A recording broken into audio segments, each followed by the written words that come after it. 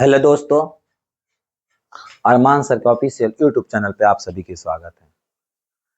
आज की क्लास अग्निवीर की जनरल नॉलेज की प्रैक्टिस सेट की 14वीं क्लास है।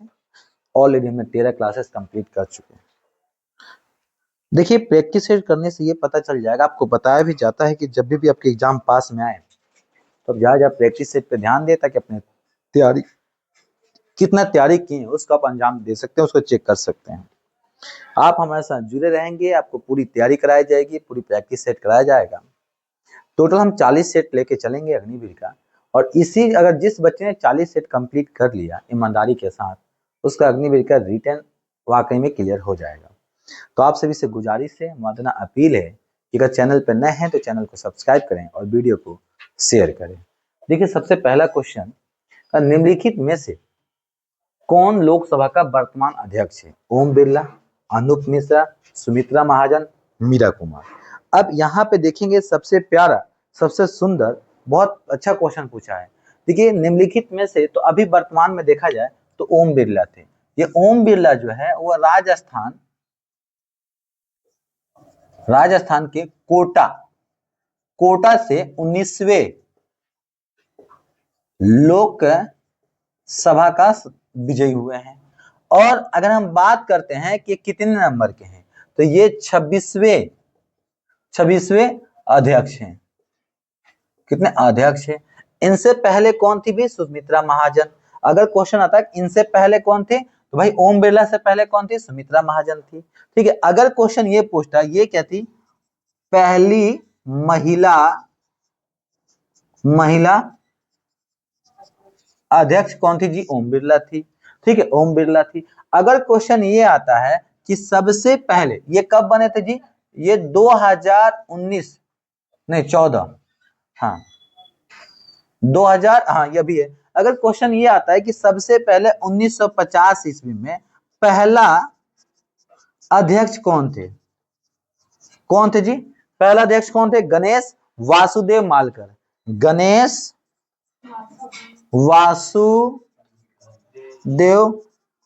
मालकर जी थे। ठीक है, पहला कौन थे? गणेश वासुदेव मालकर थे। ठीक है, तो इसमें देखिए ये वही बनेगा जो सांसद के तौर पे चुन के आएगा। तो ये किस राज्य से चुन के आया? राजस्थान के कोटा से 19वें लोकसभा का अध्यक्ष। और ये अध्यक्ष कौन से नंबर के थे भाई?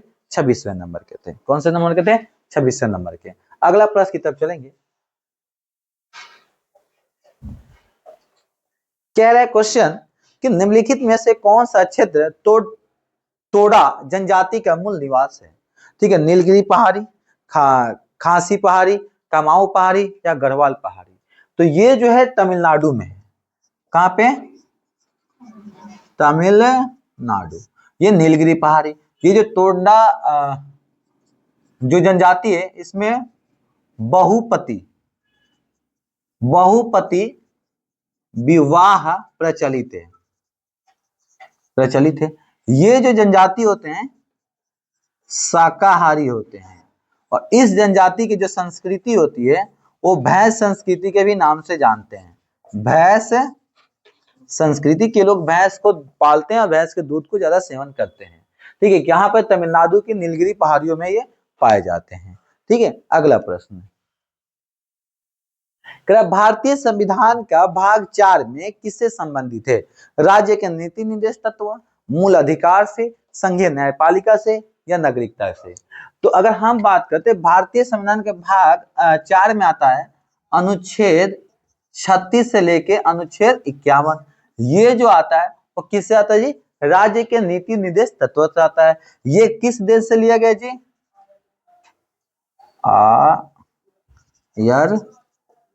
आयरलैंड से लिया गया है। किस देश से लिया गया जी? ये आयरलैंड से लिया गया है। जैसे आप सभी को पता है कि भारतीय संविधान को जो बनाने के लिए मेजर 9 देशों से लिया गया है। जैसे मौलिक अधिकार भारत यूएसए से लिया गया है। संविधान को कैसे अमेंडमेंट करें, ये साउथ अफ्रीका से लिया गया। उसी प्रकार आयरलैंड से हमारे पास ये लिया गया। आप कमेंट करके बताएंगे कि बाकी जो मैं 3 बता दे 6 वो कहां से लिया गया। अगला प्रश्न चलेंगे आप, कहें कि को एक राष्ट्र मतलब एक कर एक राष्ट्र, एक कर और एक बाजार का सिद्धांत माना गया। विमुद्रीकरण, डिमोनेटाइजेशन, जी नहीं। वस्तु एवं सेवा कर जीएसटी, एटीएम कार्ड, रक्षा कर्मियों का वेतन, ये आ जाएगा जी जीएसटी। जीएसटी ये कब लागू किया गया था जी? 1 जुलाई 2017। ठीक है, जीएसटी का जनक कौन है जी? अटल बिहारी वाजपेयी। वाजपेयी या भाजपेयी? वाजपेयी थे। कब इन्होंने शुरुआत किया था जीएसटी के लिए डिमांड का? 2000 ईस्वी में। ये जो जीएसटी को लागू किया गया था, हाँ जीएसटी को लागू किया था किसका सिफारिश पे किया था? विजय किसके किया था? ये केलकर के सिफारिश पे इसको लागू किया गया था। जीएसटी का क्वेश्चन ये पूछता है कि किसके सिफारिश पे लागू किया गया था? तो विजय केलकर के सिफारिश पे लागू किया गया था।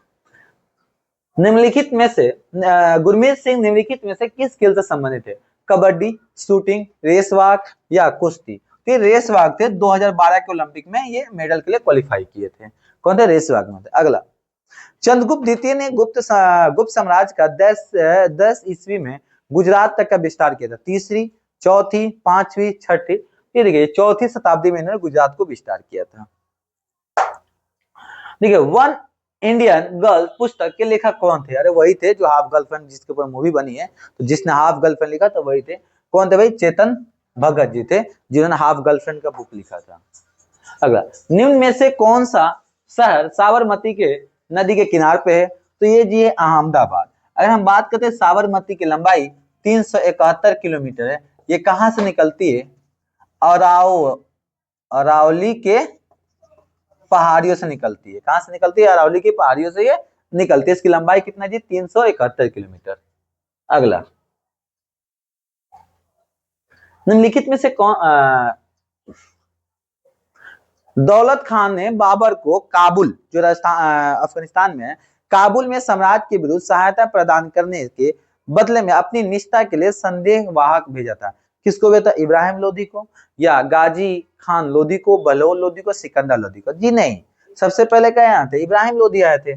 इसके राइट आंसर क्या हो जाएगा? ऑप्शन नंबर 1 इब्राहिम लोधी हो जाएगा। इब्राहिम लोधी हो जाएगा। अगला, केदार सिंह को किस भाषा के क्षेत्र में काम करने के लिए ज्ञानपीठ पुरस्कार दिया गया है? किस भाषा के क्षेत्र में दिया गया? गुजराती के बारे में, ठीक है, मराठी में, मैम फोन बंद करिए, मराठी में, हिंदी में या तेलुगु में? बोलिए। है हिंदी में दिया गया था। चलिए, देखिए केदारनाथ सिंह को हिंदी में दिया गया था। हिंदी में कब दिया? 2 बार। एक बार इनको 2013 में दिया गया था, एक बार 2014 में दिया गया था। ठीक है, अगर हम बात करें हिंदी में, ये 10वें नंबर पे थे। 10वें थे, मतलब हिंदी में पाने वाले ज्ञानपीठ 10वें थे। और कुल अगर बात करते हैं तो ये कौन थे जी? 49वें नंबर के थे। अगर 49वें नंबर पे थे ये। अगर हम बात करें कि सबसे पहले ज्ञानपीठ कब दिया गया था, तो ये दिया गया था 1965 में। सबसे पहले किसको दिया था? किस भाषा वाले को दिया गया था? मलयालम भाषा वालों को दिया गया था। और किसको दिया गया था जी? शंकर करूप को दिया गया था। किसको दिया गया था जी? शंकर करूप जी को दिया गया था। किस भाषा के लिए दिया गया था जी?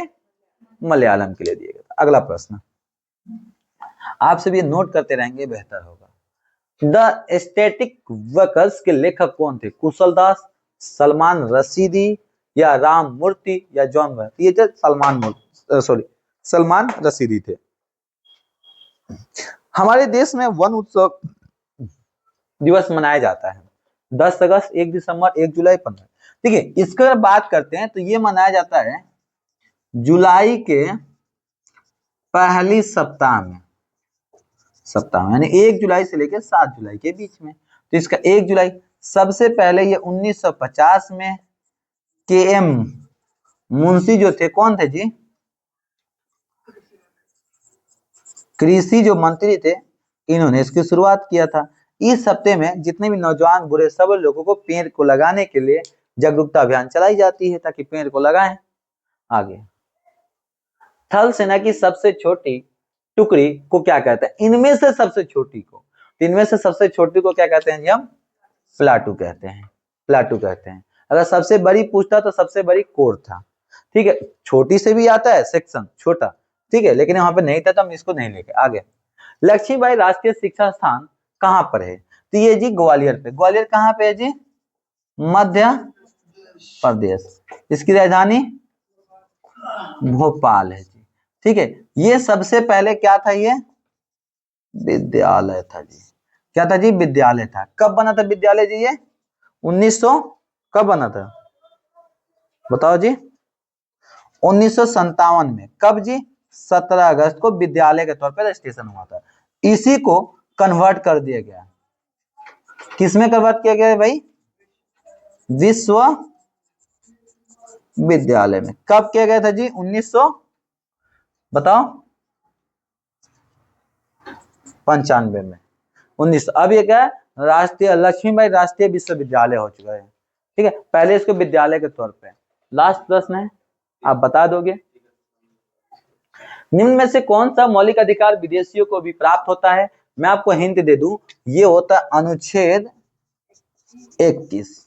अनुच्छेद 21 जीवन व्यक्ति स्वतंत्रता की सुरक्षा। मतलब जीवन व्यक्तिगत स्वतंत्रता की सुरक्षा। आप देख रहे होंगे कि जो भी टूरिस्ट वगैरह आते हैं उनको पूरी तरह से हम उसको फैसिलिटेट करते हैं, उनकी बातें सुनी जाती है। अगर उनके ऊपर कोई गलत करता है तो हम उन पर एक्शन लेते हैं, वो गलत करते हैं तो उनके ऊपर भी हम एक्शन करते हैं। तो इसका राइट आंसर था जीवन और व्यक्तिगत स्वतंत्रता की सुरक्षा। टोटल 15 क्वेश्चन था सेट नंबर 14 का। तब मुझे इजाजत दीजिए, फिर मिलते हैं अगले क्लास में। Thank you, tata, bye bye, Jai Hind, जय भारत। दुआओं में याद रखें। जय हिंद।